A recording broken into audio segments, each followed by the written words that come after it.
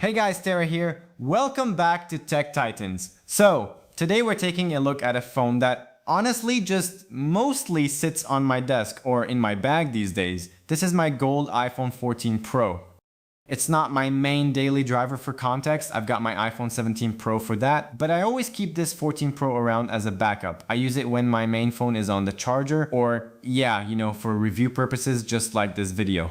In this video, I'm covering how this nearly 4-year-old device is holding up in 2026. We're going to talk about the design, the battery life, the camera, and most importantly, how it handles the brand new iOS 27. Apple just had WWDC a few weeks ago, and I went ahead and threw the early beta of iOS 27 on here. I want to share my experiences with it because Apple specifically built iOS 27 to deliver responsive, reliable, and delightful experiences across software platforms, and I wanted to see if that holds true on older hardware. We'll also talk about whether you should buy this phone right now, keep it, or wait for the iPhone 18 Pro coming this fall. So, let's just get into it. First off, let's talk about iOS 27 and performance, because this is what really surprised me. I installed Developer Beta 3, and my experience so far is, well, it's really good. Last year with iOS 26, Apple introduced that liquid glass style, and it's still here, but they've tweaked it. The animations are so much smoother and more mature now. And when you pair that glass fluid design with the iPhone 14 Pro's 120Hz ProMotion display, it's just a really perfect fit. It feels incredibly fast. I actually ran Geekbench 6 to do a side-by-side comparison. Now, yeah, I know it's not really an apples-to-apples comparison to put a public stable version against an early developer beta, but the results were super interesting. On my latest test with stable iOS 26, the 14 Pro got 2,643 on single core and 6,426 on multi-core. But on the early developer beta of iOS 27, it actually went up.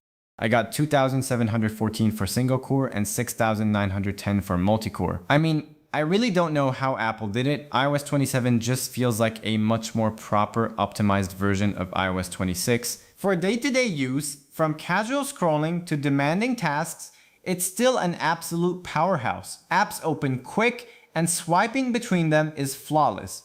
A big part of this is the 6GB of RAM.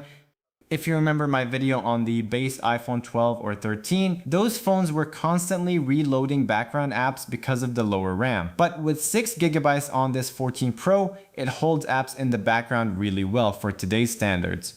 Sure, there's a gap when you compare it to the 8GB in the 15 Pro and 16 Pro, and obviously a huge gap compared to the massive 12GB RAM in my daily driver 17 Pro, but for regular use it's totally fine.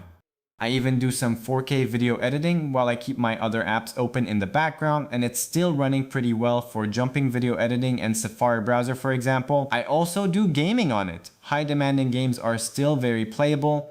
It does get noticeably warm if I'm playing for a long session, but honestly, it's not an annoying heat. Moving on to design and display. When this phone first dropped back in 2022, it was kind of a big deal. It was the phone that introduced the dynamic island, replacing the old notch, and it gave us the always on display. The screen gets plenty bright and the overall look still feels modern. But we have to talk about the materials. I have the gold one and I really love this color. It's shiny and it's luxury. It uses stainless steel on the rails. It looks incredibly premium, but it is heavy and it is a massive fingerprint magnet. And then there's the biggest downside, the port.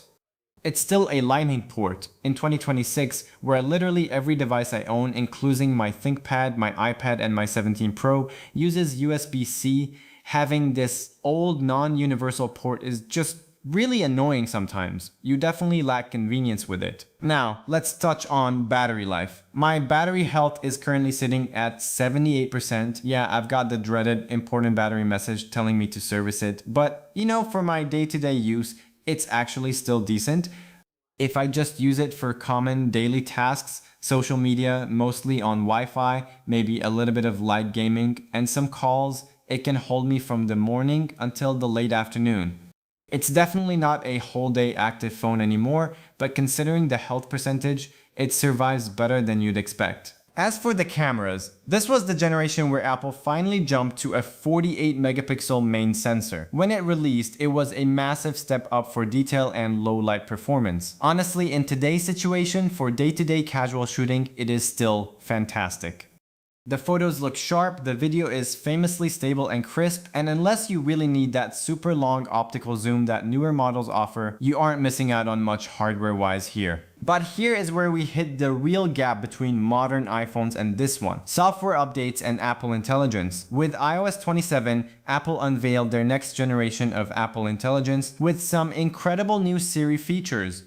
It's a huge upgrade, making on-device AI actually genuinely helpful for multitasking and context awareness. Unfortunately, this iPhone 14 Pro doesn't support it. The baseline for Apple Intelligence is the iPhone 15 Pro. Before this, I always said missing out on AI wasn't a huge deal. Let's be honest, last year's Apple Intelligence on iOS 26 felt a bit gimmicky and beta level anyway. But with what they've done in iOS 27, it's finally becoming a mature must-have feature. Now, if you still want AI capabilities on this phone, you can definitely just download Gemini or Claude. They are incredibly smart and do the job perfectly for answering questions and writing things up.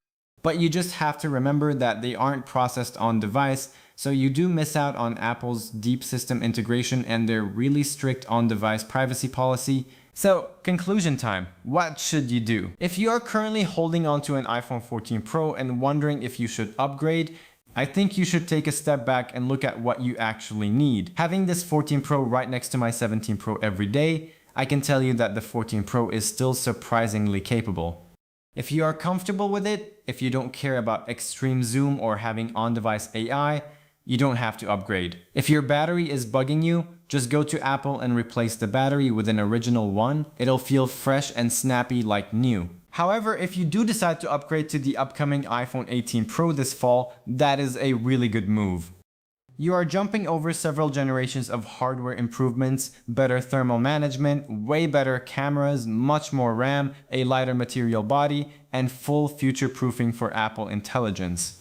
Plus, the resale value on the 14 Pro is still solid right now, making it a great trade-in option. Now, what if you are in the market to buy a used iPhone right now? If you can find the iPhone 14 Pro on the second-hand market for an absolute steal of a price, yeah, get it, it's a great phone, but pay very close attention to the price gap between the used 14 Pro and a used 15 Pro. If the gap isn't that big, I highly recommend stretching your budget just a bit to get the 15 Pro instead. That phone is a much smarter move for future-proofing. You get the titanium design, which is way lighter, the contoured edges which feel better in the hand, the USB-C port with USB 3 speeds, and of course it's the absolute minimum requirement for all the new Apple Intelligence features.